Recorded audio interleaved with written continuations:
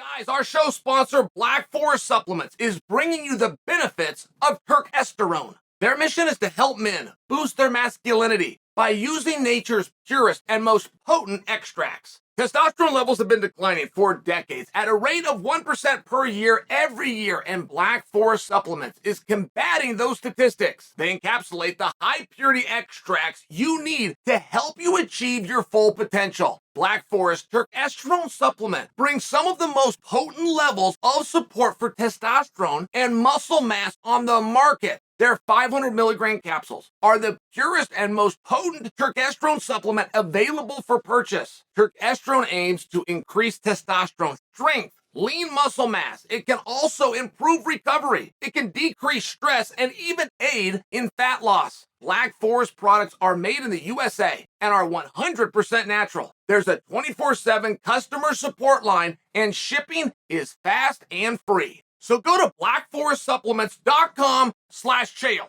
Do that today. Use my code Chael10. That's going to get you 10% off testosterone. Or guys, just click on the link below. I feel connected to the middleweights. I was the king of the middleweights. Never even lost a round. And maybe that's why. But I've also coached middleweights through Ultimate Fighter process. Maybe that's why. But I do feel very connected to that weight class. Like for some reason, I always know what's going on. I've always got an opinion. I always kind of got my thumb on the pulse. I asked you guys a question. As a matter of fact, I went on YouTube and I just posted a survey. I wanted to know who you wanted to see Chimaev fight next. I gave you the options of the winner of Adesanya Pereira. I gave you the option of Paulo Costa. I gave you the option of Robert Whittaker. Who do you think won that? It wasn't even close. Paulo Costa. Paulo Costa won that. Now, when I look at the middleweights, they are in a position of massive opportunity. Massive. Surreal Gone was just a benefactor of this, just by example. Right? A massive opportunity. A guy who was 1-1 in his last two is about to get flown to the fight capital of the world to headline a pay-per-view, have a world title opportunity. That's great. That stuff happens all the time. You just kind of got to be aware. You got to position yourself. And the middleweights are not.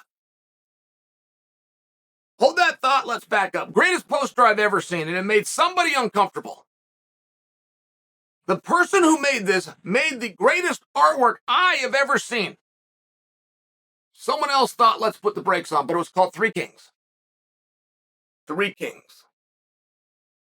You had Adesanya, Usman, Francis Ngannou. All with the belt.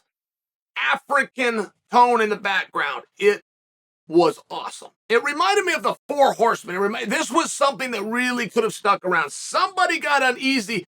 They pulled the plug and didn't continue down this line. But I remember the poster. And I remember the poster because I remember the theme. And I look at it now, and that was only a year ago. I look at it now, and none of them are champion anymore. That's how fast things change. And what are they going to do? I mean, the three kings, the guys in the driver's seats, making more money, getting more headlines.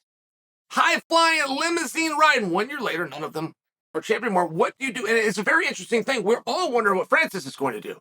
It is the million-dollar question right now in MMA. Possibly the hardest question I could ask you. What do you do with Kamaru Usman? It's tough. And everything with Kamaru is on the table. I mean, that was one amazing career. He got enough memories and enough money put away. He can walk right now. Most guys don't. He could. So when you have everything from a world title fight, of which you could put Kamaru right in, no problem. No problem. Colby goes that way, it's just by example. Kamaru would definitely qualify. You could have him from a world title fight to retirement. When you're in that spot, wow. Rare. Let's see what happens next. Then you go to Izzy, and this is where the middleweights need to pay attention, and they're not. They're not.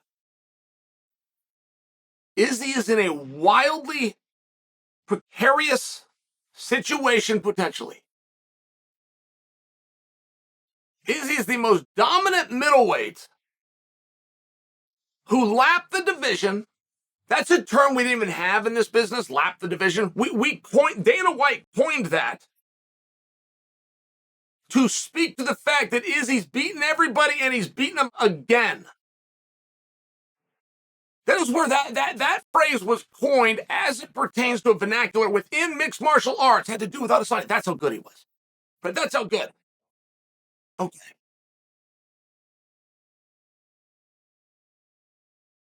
When he's done with Pereira, you've only got two outcomes. He won or he lost.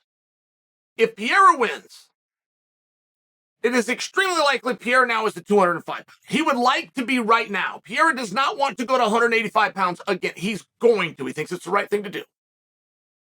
Not only because that's where the promotion wants him, but he believes he owes this to. But he didn't want to do it. Boy, he wants to be 205 pounds, and he's made that clear to us. He is for sure leaving the division at some point. And I tell you, if he wins, he's going to go. What if he loses? Why would that change the prediction that I'm giving? If he wins, he's still going to have the promotion that wants him to stay there. If he loses, go ahead and go to 205 pounds. So, of course, we don't know what's going to happen, but I would suggest for you that if you're a fellow 85 pounder and you're starting to plan your moves, you have to consider that he is going to be gone. Let's take a look at Adesanya, because only one of two things can happen to him. He can either win or he can lose. But if Adesanya gets beat, it is wildly difficult to stay there. You would then have a guy who lapped the division that is now a stepping stone, right? Doesn't want to be, and you're not using him as that, but all you can do, you bring guys in, and you're not going to put him into a main event if he wins. You're not going to put him back for the title if he wins, but you will for the opponent. That's a stepping stone. So it's a very difficult spot. Or if Pereira leaves, does he stick around and come grab the belt and have an asterisk next to him? I mean, it's one of these things where a lot of guys will go, yes, I'm perfectly happy with it. But when you have a champion with all the memories and all the money, what I'm suggesting for you dum-dums that haven't figured it out is that both Izzy and Pereira are likely, or at least possible is the word I'd rather use, gone after this fight. They are very possibly gone. Whatever that means. From retirement to 205 pounds. So now you present an opportunity where two guys could do what the heavyweights just did. A guy that had never been in the division has sat on his ass for 3 years, just fought for the strap against a guy who was 1-1 in his last two, sold out arena on pay-per-view, millions of dollars. Do you understand that? Is that part of this that you don't get? Two guys, not one guy needed the blessing. One guy had to get in the car opposite Francis, the champion. Two guys got brought in. Neither one of them belonged in there. You have a world title fight to a guy that sat out for 3 years. Look at poor Colby Covington. Been in the middle of a lawsuit for 12 months. They don't want to give him that opportunity. I mean, do you see the difference? Against a guy who's 1-1 in his last two. This is unbelievable, but what an opportunity. And this is where the middleweights are at. I mean, I look at just Chimaev alone. I go back to this, Paul, look at just Chimaev alone, where Dana said he's going to be in there with the top three. And I'm looking at the top three, and I'm saying, well, two of them, my prediction, bold prediction, hot take by me, but I get these right all the time, and you guys miss it. Two are gone. I think you've only got one.